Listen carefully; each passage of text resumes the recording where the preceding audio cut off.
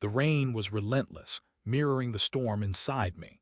I stared out the window of my small apartment in Seattle, the Space Needle a blurry silhouette in the distance. At 46, I never imagined my life would be reduced to this cramped space, microwave dinners and the gnawing echo of betrayal. I was once a respected software engineer, living in a beautiful house in the suburbs with a woman I thought I knew, a woman I loved with every fiber of my being. Her name was Isolde. We met at a tech conference in San Francisco. I was immediately drawn to her sharp wit, her infectious laugh, and the way her eyes sparkled when she talked about architecture, her passion. She was an architect, designing sustainable homes that blended seamlessly with nature. We were opposites in many ways. I was a logical, pragmatic coder while she was a creative, free-spirited artist. But somehow it worked. We balanced each other, challenged each other, and loved each other deeply, or so I thought. Our wedding was a small, intimate affair held in a redwood forest. Isolde looked radiant in her simple white dress, her dark hair cascading down her back. I remember the vows we exchanged, promises of unwavering love and support, promises that now felt like shards of glass in my heart. We settled into a comfortable life in a quiet neighborhood just outside Seattle. We hosted dinner parties, went on hiking trips, and spent cozy evenings curled up on the couch, reading or watching movies. We were happy, or at least I believed we were. The first sign that something was amiss was subtle, almost imperceptible. Isolde started working longer hours, often staying late at the office. She attributed it to a new, demanding project commission to design a luxury eco resort on the coast. I didn't question it. I trusted her implicitly. I'd make her dinner, leave it in the fridge with a note, and wait up for her, often falling asleep on the couch. When she finally came home, she was exhausted, barely able to muster a good night before collapsing into bed. Our conversations dwindled, our intimacy faded, then came the phone calls. She'd step out of the room to take them, her voice hushed and secretive. When I asked who was calling, she'd brush it off, saying it was a client or a colleague. But I noticed the way her cheeks flushed, the way her eyes darted away from mine. My unease grew into a nagging suspicion, a knot in my stomach that wouldn't loosen. One Saturday morning, Isolde told me she had to go to the office for an urgent meeting. I offered to drive her, but she insisted on taking an Uber. As she walked out the door, I felt a wave of dread wash over me. I couldn't shake the feeling that something was terribly wrong. After she left, I wandered around the house, restless and agitated. I found myself in her study, a space filled with architectural models, blueprints, and sketches. My eyes landed on her laptop, sitting open on her desk. I knew I shouldn't, but I couldn't resist. I walked over and sat down, my heart pounding in my chest. I clicked on her email, my fingers trembling. There it was, a message from someone named Anselm. The subject line was the beach house plans. I hesitated for a moment, then clicked on the message. The email was filled with technical jargon about the resort project, but then I scrolled down and my blood ran cold. There was a photo attached, a picture of Isolde and Anselm standing on a beach, their arms around each other, their faces close, their eyes locked in a gaze filled with unmistakable affection. The caption read, "Missing you already. Can't wait until next weekend." The world seemed to tilt on its axis. My head swam, my vision blurred. I felt like I'd been punched in the gut, the air knocked out of me. I stared at the photo, my mind struggling to comprehend what I was seeing. Isolde, my wife, the woman I loved, was having an affair. With Anselm, whoever he was. The resort project, the late nights, the secret phone calls, it all made sense now. I felt a surge of anger, a burning rage that threatened to consume me. But beneath the anger there was a deeper, more profound pain, the pain of betrayal, of shattered trust, of a love that had been irrevocably broken.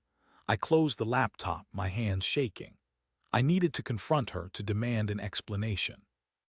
But I knew that whatever she said, whatever excuses she offered, it wouldn't change the fact that she had betrayed me, that she had shattered the foundation of our marriage. I decided to wait, to gather my thoughts, to plan my next move. When Isolde returned home that evening, she seemed surprised to see me. I acted normal, as if nothing had happened. We had dinner, made small talk, and watched TV. I couldn't bring myself to touch her, to kiss her. Every gesture, every word felt like a lie. The next few days were a blur. I went through the motions of my life, but I was just a shell of my former self. I couldn't eat, I couldn't sleep. I was consumed by anger, sadness, and a burning desire for revenge. I spent hours online researching Anselm. He was a renowned architect, a rising star in the field. He was handsome, charismatic, and successful, everything I wasn't. I imagined Isolde being drawn to his confidence, his ambition, his passion. I imagined them together, laughing, talking, making love. The images tormented me, fueling my rage. I knew I couldn't stay in the house any longer, surrounded by memories of Isolde, haunted by the ghost of our love. I packed a bag, wrote her a note, and left. I didn't say where I was going or when I would be back. I just said that I needed time to think, to process what had happened. I checked into a small hotel downtown, a place far removed from our suburban idyll. I spent the next few days wandering the streets of Seattle, lost in my thoughts. I visited Pike Place Market, the Seattle Art Museum, and the Olympic Sculpture Park, but nothing could distract me from the pain in my heart. One evening, as I was sitting in a bar, nursing a whiskey, I overheard a conversation between two men. They were talking about a private investigator, someone who specialized in infidelity cases. I pricked up my ears, intrigued. I had never considered hiring a pie, but the idea appealed to me. I wanted to know everything about Isolde's affair, every detail, every lie. I wanted to expose her, to make her pay for what she had done. The next day, I contacted the private investigator, a woman named Rowena. She was tough, no-nonsense, and discreet. I told her my story, showed her the photo of Isolde and Anselm, and asked her to investigate. Rowena agreed to take the case. She promised to gather evidence, to uncover the truth, no matter how painful it might be. For the next few weeks, Rowena worked tirelessly, tracking Isolde's movements, monitoring her phone calls, and digging into Anselm's background. She discovered that Isolde and Anselm had been having an affair for over 6 months, that they had been meeting in secret at hotels, restaurants, and even at Isolde's office. She also discovered that Anselm was married with 2 young children. He was a serial cheater, a predator who preyed on vulnerable women. Rowena presented me with a detailed report filled with photos, emails, and phone records. The evidence was damning, irrefutable. I felt a strange mix of emotions: anger, sadness, and a perverse sense of satisfaction. I had proof of Isolde's betrayal, proof that she had lied to me, manipulated me, and broken my heart. I decided to confront her. I called her and asked her to meet me at a neutral location, a coffee shop downtown. When Isolde arrived, she looked nervous and anxious. She sat down across from me, her eyes avoiding mine. I pulled out the report and slid it across the table. She glanced at it, her face paling. "What is this?" she asked, her voice trembling. "It's the truth, Isolde," I said, my voice cold and hard. "It's the truth about your affair with Anselm. It's the truth about your lies, your deceit, your betrayal." Isolde started to cry. "I'm so sorry, Gareth," she said, her voice choked with emotion. "I never meant to hurt you, it just happened. I was feeling lost, unfulfilled. Anselm made me feel alive again." "Alive?" I scoffed. "You made me feel dead, Isolde. You destroyed our marriage, our life together. How could you do this to me?" "I don't know," she sobbed. "I was selfish, I was weak. I made a terrible mistake." "A mistake?" I repeated. "This wasn't a mistake, Isolde. This was a deliberate act of betrayal. You planned it, you carried it out, and you lied to me about it for months." Isolde begged for forgiveness. She promised to end the affair, to go to therapy, to do whatever it took to save our marriage. But I couldn't forgive her. The trust was gone, the love was dead. I told her that it was over, that I wanted a divorce. She pleaded with me, but I was unmoved. I stood up and walked away, leaving her sobbing at the table. The divorce was messy and acrimonious. Isolde fought me every step of the way, trying to get as much money as possible. She even tried to blame me for the affair, claiming that I was emotionally unavailable, that I didn't pay enough attention to her. But I had the evidence, the report from Rowena, which proved that she was the one who was at fault. In the end, I got what I wanted: a clean break, a fair settlement, and custody of our dog, Barnaby, a scruffy terrier we both adored. After the divorce, I sold the house and moved into the small apartment in Seattle. I needed a fresh start, a place where I could rebuild my life. I threw myself into my work, spending long hours coding and developing new software. I started exercising, going to the gym, and running along the waterfront. I reconnected with old friends and made new ones. I even started dating again, cautiously and tentatively. But despite my efforts, I couldn't shake the feeling of emptiness inside me. The betrayal had left a deep scar on my heart, a wound that refused to heal. I found myself constantly questioning my judgment, my ability to trust. I wondered if I would ever be able to love again, to open myself up to someone without the fear of being hurt.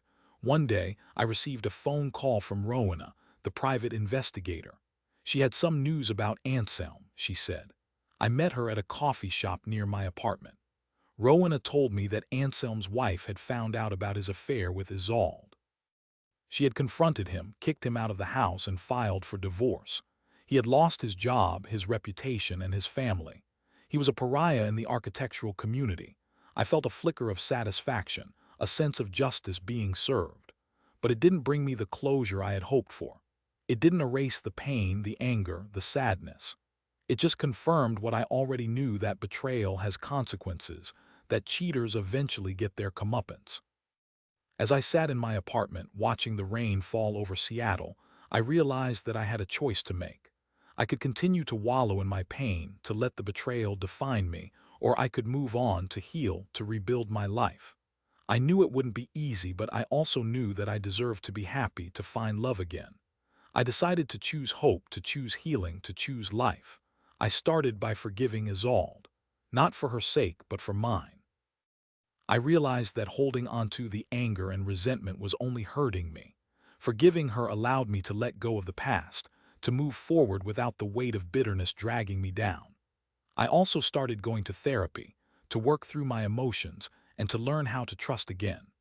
My therapist helped me to understand that Isolde's betrayal was not a reflection of my worth, but a reflection of her own insecurities and flaws. Slowly but surely, I began to heal.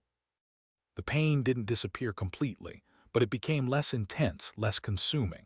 I started to enjoy my life again, to find pleasure in simple things: a good book, a beautiful sunset, a walk in the park with Barnaby. I even started dating again, this time with more caution and awareness. I met some wonderful women, but none of them felt like the right fit. I realized that I wasn't ready to commit to a serious relationship, that I still needed time to heal and to rediscover myself.